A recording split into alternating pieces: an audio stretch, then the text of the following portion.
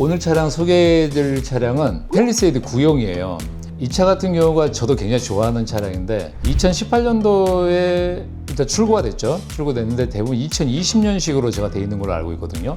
7인승에서 8인승 정도 되는데 3.8 가솔린과 2.2 디젤 이 차량 두 가지 이제 라인업으로 나왔는데 실내 공간 자체가 실제로 많이 좀 고급스럽고 조금 넓어요. 그리고 동급 차종에서는 아마 실내 적재 공간은 아마 가장 좋을 거예요, 제가 봤을 때. 구형 팰리세이드에서 자주 보고되는 문제는 다음과 같습니다. 단점이라고 얘기하면 서스펜션에가 롤링이 좀 있는데 피칭, 뒤쪽에가 조금 진동, 2열 시트에서 진동이라든가 이런 부분들이 조금 있어요. 그리고 엔진 마운트하고 미션 마운트가 조금 약해요. 교체하는 시기가 좀 빠를 거예요. 엔진 같은 경우가 약간 차량의 무게라든가 이런 부분이 있다 보니까 노킹이 조금 있는 사례? 근데 그렇게 뭐 걱정하실 정도 그 정도는 아니에요. 주행하실 때 보면은 약간 풍절음도 조금 있어요. 근데 그게 이제 신형으로 넘어오면서 많이 개선이 됐더라고요. 지금 이때까지 주행하셨던 분들의 리뷰에 통해서 나온 내용이거든요.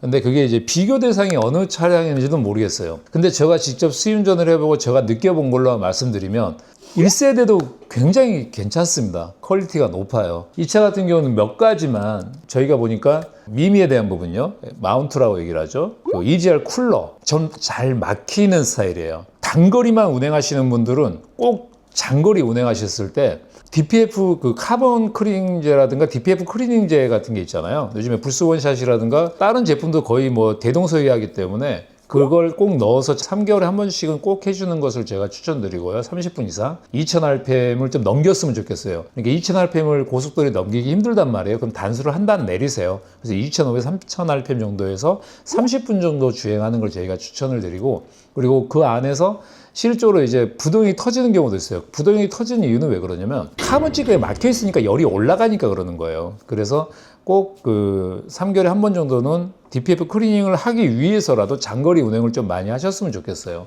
이번 차량은 구형 팰리세이드를 구입한 고객님이 점검을 의뢰하신 경우입니다. 먼저 차량을 리프트에 올려 하부 언더커버를 제거하고 더블 체크 점검을 진행했습니다. 이후 고객님께 현재까지 확인된 내용을 중간 브리핑으로 전달드린 뒤 엔진룸 커버를 열고 세부 점검을 이어갔습니다. 또한 스캐너를 연결해 에러 코드와 전자 시스템 상태를 점검하고 타이어 마모 상태와 판금 여부까지 꼼꼼하게 확인했습니다. 점검 결과는 어땠는지 함께 볼까요?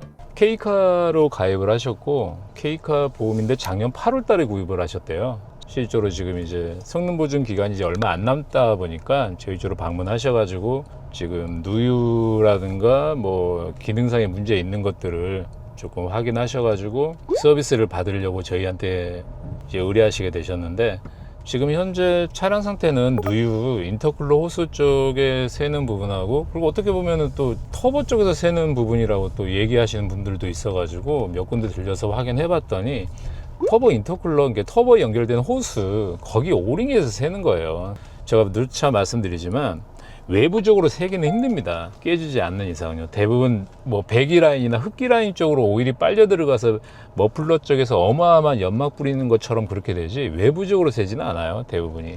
근데 브로바이 가스 때문에 실적으로 이제 냉각과 팽창을 하면서 호스류에서 가스가 나오는데 오일 기운을 좀 가지고 있다 보니까 이제 흘러나오게 되는데, 무조건 흘러나온다고 해서 무조건 교체를 저희가 권유드리지는 않아요. 그 아래가 배선이나 호스류 같은 경우가 있는 경우 같은 경우는 어지간하면 세척이나 교체를 하시라고 말씀드리는데, 그게 아니라면 그 아래가 뭐 쇠밖에 없다라면 저희는 굳이 권유드리지는 않아요. 그리고 팰리세이드가 조금 그래도 장고장도 좀 없는 편이고 하체 같은 경우도 굉장히 탄탄한 느낌이에요. 제가 지금 시운전 해보지만 13만 킬로가 되었는데도 뭐 조그만한 문제는 조금은 보이긴 하는데 차량 상태는 굉장히 좋은 것 같아요.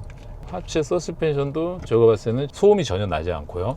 이 전 차주분도 관리를 많이 하셨던 차량이었던 것 같아요. 차선후 앞에가 방지턱이 소음을 듣기 위해서 저희가 일부러 깔아놓은 건데 한번 넣어볼까요? 어쩐지. 예, 너무 탄탄해요. 너무 좋네요. 고객님께서도 실제로 운행하시면서 별다른 거는 느낀 게 없으시다라고 하시더라고요.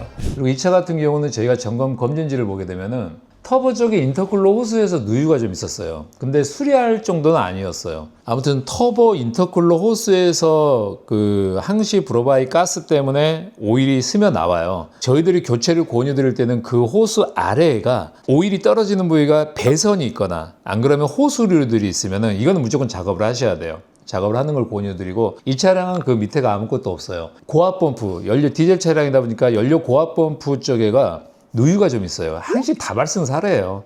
근데 성능 보증이 안 돼요. 그런다고 해서 이걸 수리를 해야 되냐? 아니에요. 고객님한테 그렇게 설명을 제가 드렸었거든요. 왜냐하면 저 교체하려면 비싸요. 근데 교체를 안 하셔도 되는 상황이었어요. 그래서 관리하면서 쓰시면 되는 상황이었고, 누유 방지제 같은 거 하나 사용하면 돼요. 엔지널이 새는 거였거든요. 경유가 새는 게 아니고. 그 부위가 지금 보이는 게, 지금 사진상으로는 정확히 보이지는 않는데 여기에 묻어 있는 게 이게 오일이었어요. 이거는 뭐 그렇게 많이 새는 부위가 아니어서 잘 보이지가 않아요. 그래서 이거는 수리 안 해도 된다라고 제가 권유를 드렸었고, 여기에 그 정크랭크 리테너에도 실제로 묻어 있는 거 정도 수준이었어요. 고객님께서도 이제 이것을 꼭 받으셔야 되겠다라고 하시는 고객님들도 많아요. 근데 실제로 고객님한테 말씀드렸더니 얼마나 이게 당장 터집니까? 어떻게 물어보시더라고요. 아마 수리하시려면 고객님이 한 달에 6,000km 정도밖에 안 타시는 고객님이셨거든요. 아마 고객님 이게 수리할 정도로 세려면 한 5년 걸리실 것 같습니다. 고객님 운전 패턴으로 봐가지고는. 그렇게 제가 말씀드려서 무마가 됐던 거고, DPF가 있는 디젤 차량 같은 경우는 장거리 운행하시는 분들한테는 실제로 DPF가 막힐 일이 거의 없습니다. 왜냐면은 차 자체 내가 고속 주행을 하게 되면 DPF를 클리닝하는 제네레이션 기능이 들어가 있어요. 배기 온도가 350도가 넘어가게 되면 자연적으로 DPF가 클리닝이 돼요. 배기 온도가 350도 넘어가는 게 시내 주행만 해서는 안 올라가요. 그러다 보니까 DPF가 굉장히 잘 막히는 거예요. DPF 관리만 잘 해주시면 되고, 휘발유 차량 같은 경우도 연비가 나쁘지 않아요. 그래서 휘발유 차량을 구입하셔도 돼요. 이 차 같은 경우는 이런 상황이었었고, 그 니콜에 대한 부분이 있었어요. 배기가스 제일순환 장치 EGR 밸브에 대한 이슈화가 있어요. 그리고 요소수의 인젝터 관련된 분사 밸브거든요. 이 부분 같은 경우가 실제로 니콜 대상이기 때문에 서비스 받을 수 있는 상황이었었거든요. 그래서 고객님한테 저희가 알려드렸고, 키로수가 12만. 와, 엄청 많이 탔죠. 12만이면요. 그래서 DPF 그 머플러가 굉장히 깨끗했던 거예요. 엔진의 고장 코드도 전혀 없었고요. 제가 기억을 하는데, 이분 같은 경우가 실제로 이제 정비점에 가게 되면은 고압 펌프 라인에서 엔진을 새는 걸 작업을 하려면 최소한 한 60 정도 들어가거든요. 60 정도 들어가는데 그걸 꼭 누가 작업하라고 해도 하지 말라고 저희가 안내해드렸고, 인터쿨러 호스 같은 경우도 그 아래가 호수나 배선이 없기 때문에 작업 안 하셔도 된다고 제가 말씀드렸고, 정작 심하면 그때 가서 제가 하라고 말씀드렸고요. 고객님이 자가로 할 수 있는 방법도 저희가 안내를 다 해드려서 불필요한 지출을 저희들이 충분히 막아드렸다라고 생각을 하고, 디젤 차량이다 보니까 관리 방법이라든가 이런 것들이 정말 궁금하셨나 봐요. 인터넷에 들어가게 되면 디젤 차에 대한 이슈화가 너무 많잖아요. 이게 실제로 소비자분들이 관리할 수 있어요. 근데 그것을 어느 누구한테도 들어본 적이 없었던 거죠. 이게 몇 가지 더 관리 방법을 또 설명을 다 드렸어요. 봄에 어떻게 하셔야 되는지, 가을에 어떻게 하셔야 되는지.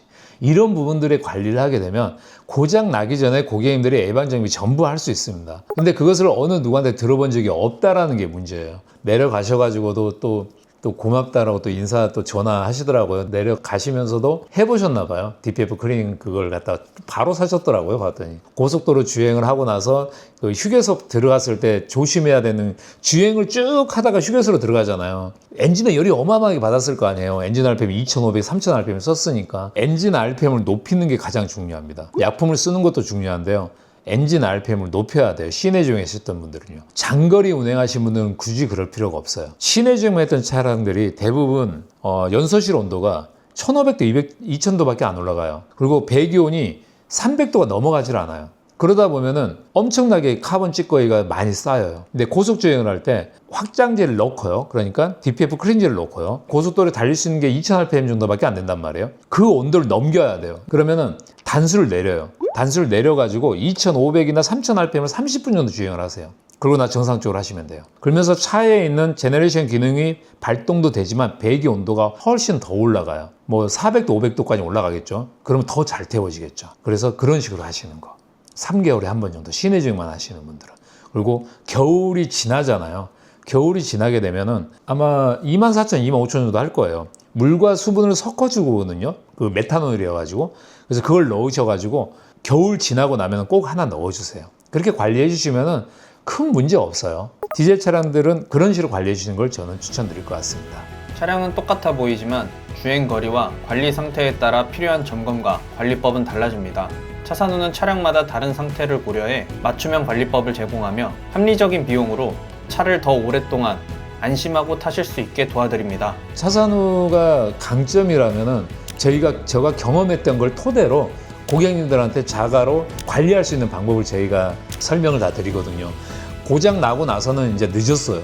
그때는 다 망가진 거기 때문에 그때는 수리를 하셔야 되는 거고, 아무튼 차산후 검진 오시게 되면 저희가 이때까지 경험했던 노하우들을 설명을 다 해드릴게요. 늦기 전에 꼭 점검 받아보세요. 그리고 구독, 좋아요, 알림 설정 꼭 부탁드리고요. 댓글로 궁금한 차종 남겨주시면 감사하겠습니다.